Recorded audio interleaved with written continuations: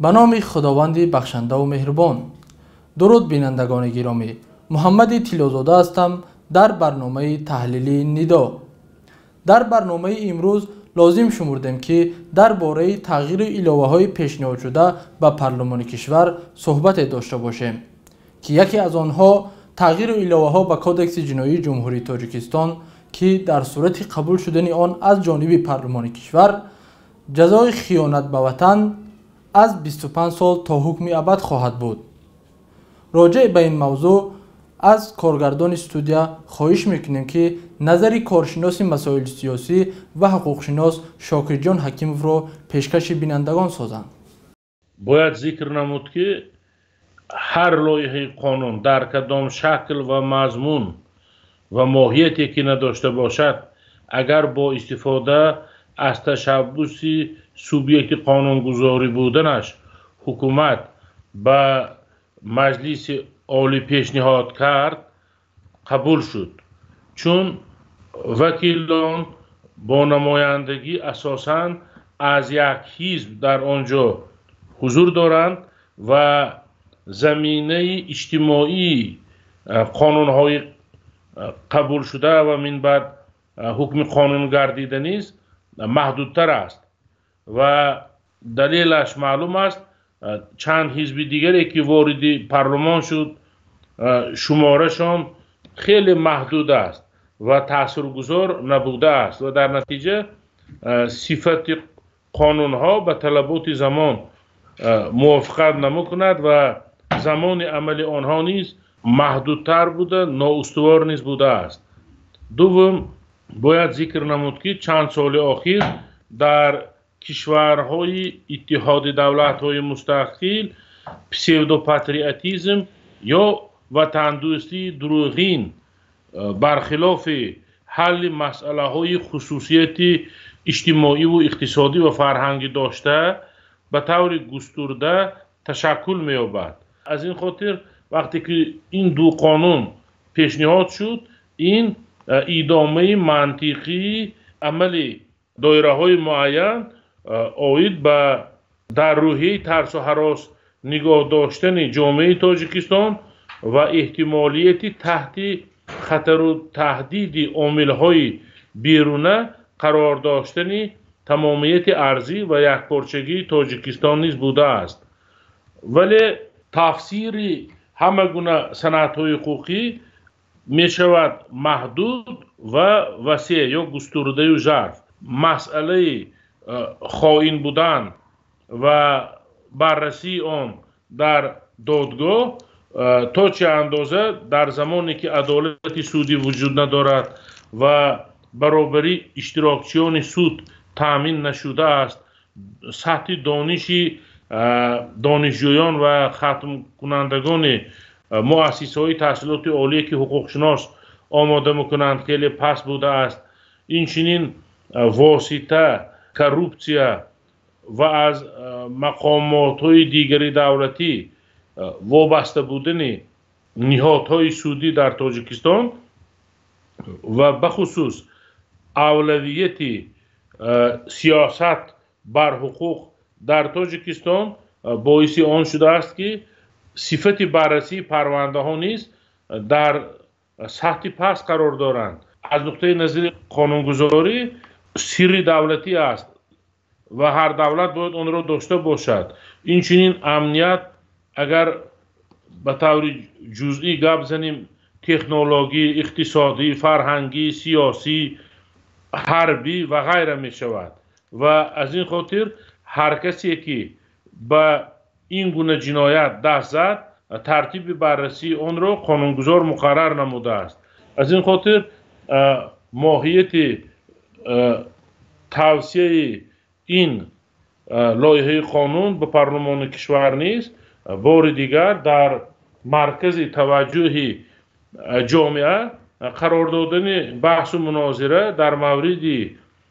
وطنداری، افتخار ملی، احساس وطن دوستی، حمایت منفعت‌های ملی، امنیت ملی و غیره بوده است. اما طرز و اصول بررسی موضوع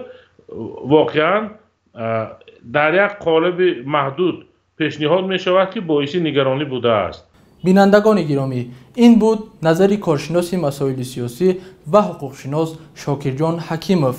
Аммо назари коршиноси дигар ва аъзои раёсати олии ҳизби Наҳзати Исломии Тоҷикистон Азимҷон Ваҳобов бар ин назар аст, ки ҳадаф аз пешниҳод намудани ин тағйиру иловаҳо барои рӯпӯш намудани амалҳои ба мисл, ки қабл аз тасдиқ наёфтани он аз ҷониби парлумон сурат гирифтааст, мебошад. ба номи худованди бахшандаи меҳрубон,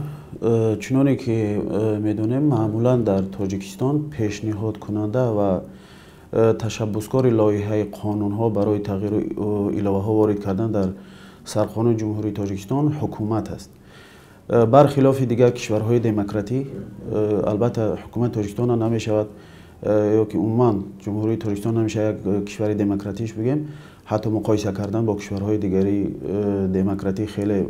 аслан ғайримантиқӣ ба назар меояд. ман ин фикр, яъне ин назари худамро вобаста ба ин мегӯям, ки ҳукумати Тоҷикистон иддаои як кишвари демократӣ будани кишварро мекунад. Ба ҳамин хотир мегӯям, ки дар нисбати дигар кишварҳо и демократӣ, ки дар он кишварҳо маъмулан ин тавр аст, ки пешниҳодкунанда ва ташаббускори тағйиру иловаҳо ворид кардан ба сарқонуни кишварҳо аз ҷумлаи фраксияҳои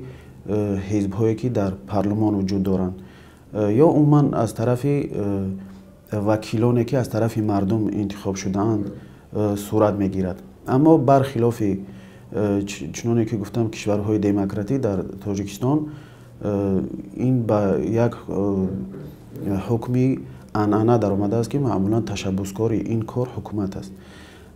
далели ин кор, барои чи ҳукумат ин корро мекунад, мо хеле ки медонем, умуман ҳукумат ва режими Тоҷикистон дар дасти як хонавода ва як гурӯҳ аст. тамоми лоиҳаҳо ва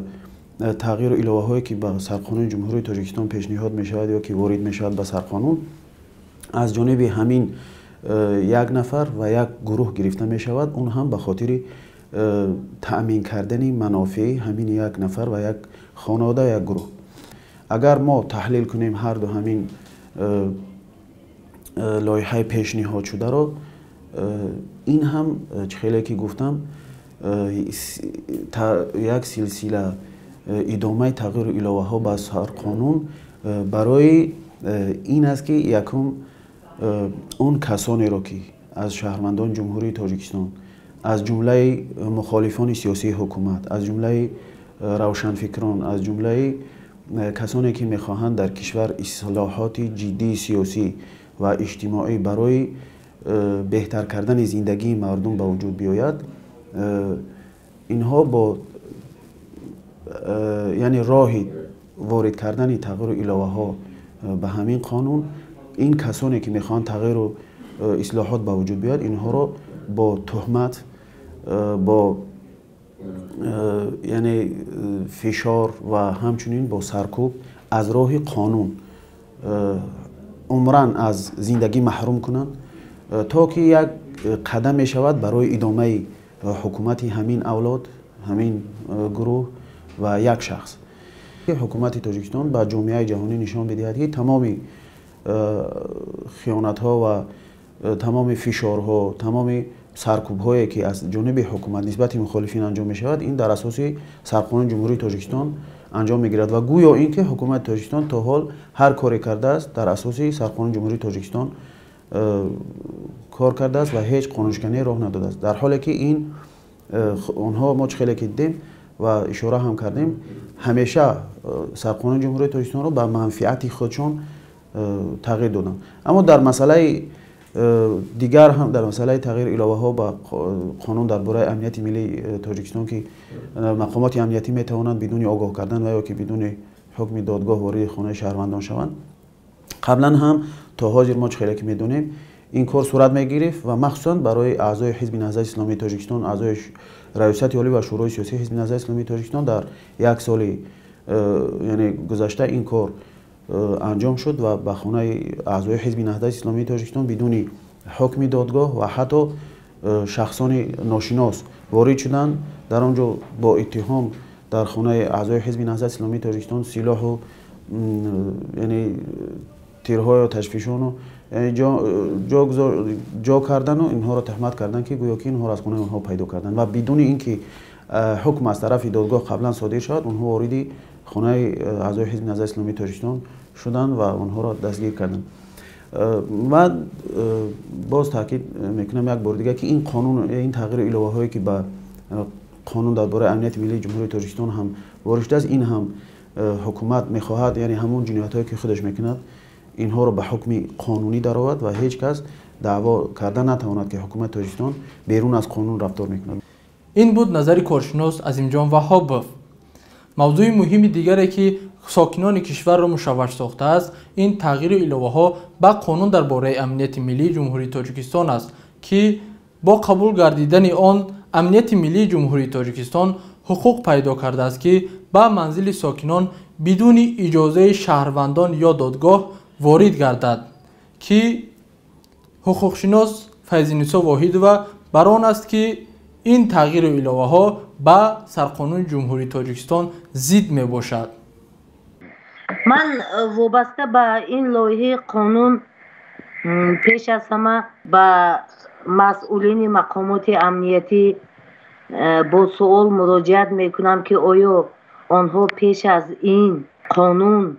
بود حالت هایی که اجازت صاحب ملک را برای وارد شدن به منزل پرسیده باشند. صدها حالت هایی هستند که به اجازت صاحب ملک آنها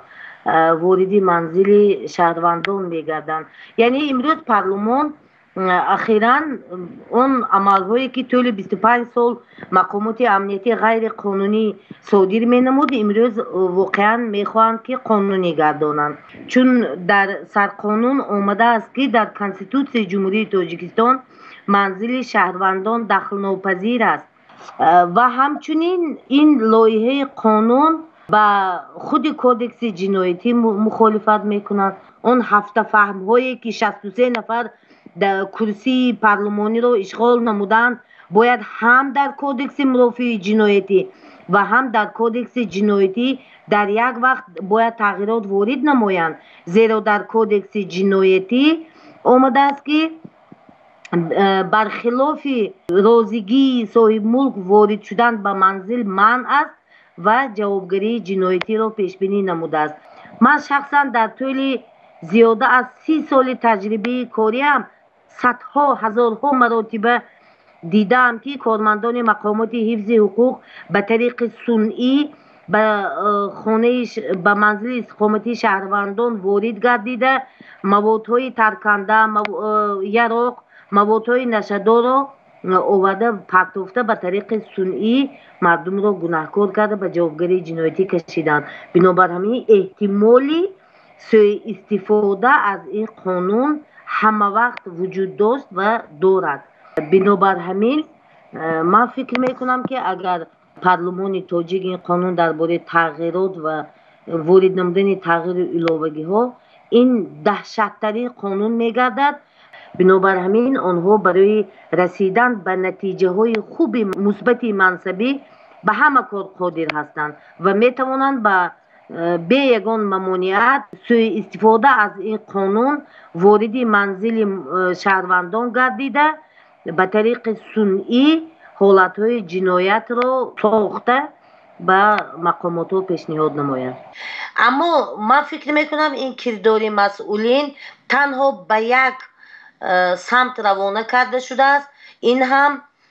ترساندن مردم است. یعنی مردم باید ترسند، در رگ و پی مردم باید به جای خون ترس جاری شود و مردم صدا بلند نکند. مردم وقتی که قانونهای خود را نمیداند، مردم وقتی که ترسو هست، وقتی که مردم حقوقهای خود را طلب نمی کند، اداره کردن چنین مردم گوییم آسان‌تر است با مقایسه با آن جامعه شهروندی که رشد کرده است و همیشه از حقوقهای خود واقف است و از حکومت اجرا و رعایت قانون را طلب می کند. بینندگان عزیز، این بود پایان برنامه تحلیلی ندا تا برنامه دیگر، خدا نگهدار.